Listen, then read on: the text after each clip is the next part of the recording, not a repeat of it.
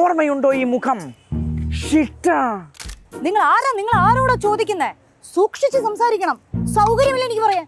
ഈ തൃശ്ശൂർ എനിക്ക് വേണം. ഈ തൃശ്ശൂർ ഞാൻ ഇങ്ങ് എടുക്കുക. കല്ലുങ്ക് സംവാദം, കാപ്പിക്കുടി സദസ്, ലൂർദ് മാതാവിന്റെ സ്വർണ്ണ കിരീടം, ഓശാന ഞാറിൽ കുരുത്തോല പ്രദക്ഷിണം. അങ്ങനെ ഒടുവിൽ കേരളത്തിലെ BJPയുടെ ആദ്യ ലോക്സഭാ MP ആയി വൻ ഭൂരിപക്ഷത്തിൽ തൃശ്ശൂരിൽ നിന്ന് സുരേഷ് ഗോപി വിജയിച്ചു കയറി.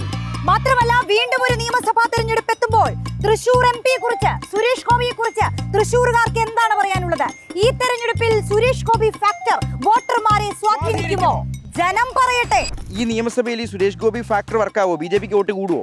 എവിടെ വേണ്ടായിരുന്നു എന്ന് തോന്നിയോ ജയിപ്പിച്ചതിന് ശേഷം? അത് തോന്നിണ്ടാവില്ല, നാട്ടുകാർക്ക് തോന്നിയിട്ടുണ്ട്. സിനിമ വൈസ് നോക്കുകയാണെങ്കിൽ ഓക്കെയാണ്, പക്ഷെ രാഷ്ട്രീയം നോക്കുകയാണെങ്കിൽ അത്രക്കില്ല. വർഗീയമായിട്ടുള്ളവര് കൊണ്ടുവരും. ജയിപ്പിച്ച് വിട്ടിട്ട് പിന്നെ എന്തുണ്ടായി? എയിംസ് കൊണ്ടുവരുമെന്ന് പറഞ്ഞു.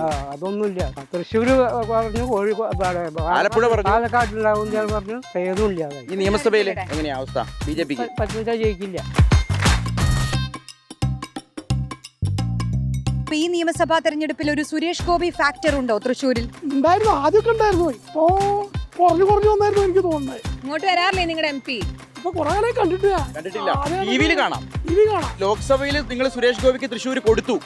നിയമസഭയിൽ സുരേഷ് ഗോപി പറയുന്ന പാർട്ടിക്ക്, അതായത് BJPക്ക് തൃശ്ശൂർ കൊടുക്കുവോ?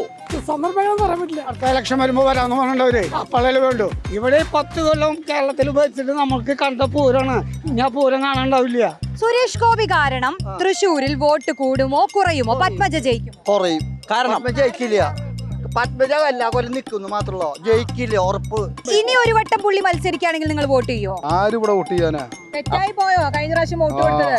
LDF ജയിക്കും. കാരണം സുരേഷ് ഗോപിയുടെ MP ഒന്നും ചെയ്തിട്ടില്ല. ചേട്ടൻ സുരേഷ് ഗോപിക്ക് വോട്ട് ചെയ്ത ആളാണോ? അതെ. പക്ഷെ വോട്ട് വേണ്ടായിരുന്നു ഇപ്പൊ തോന്നുന്നുണ്ടോ? ഇത്തവണ സുരേഷ് ഗോപി പറയുന്ന പാർട്ടിക്കും വോട്ടില്ല.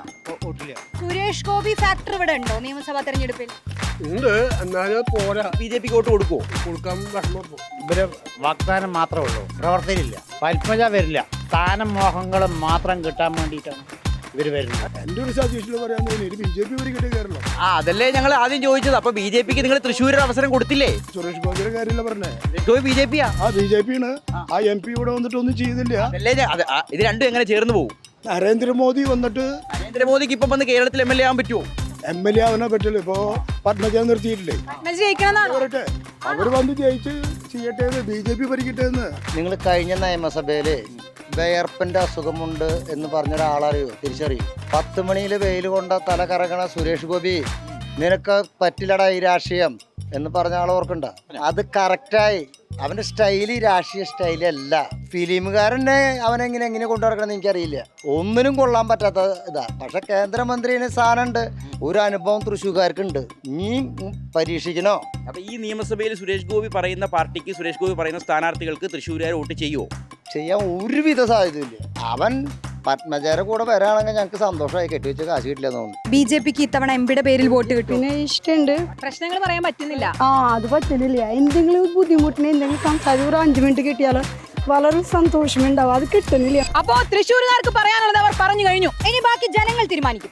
അപ്പൊ ചേട്ടന്മാരെ നമുക്ക് അവസാനിപ്പിക്കാൻ പറഞ്ഞോളൂ. ഇലക്ഷൻ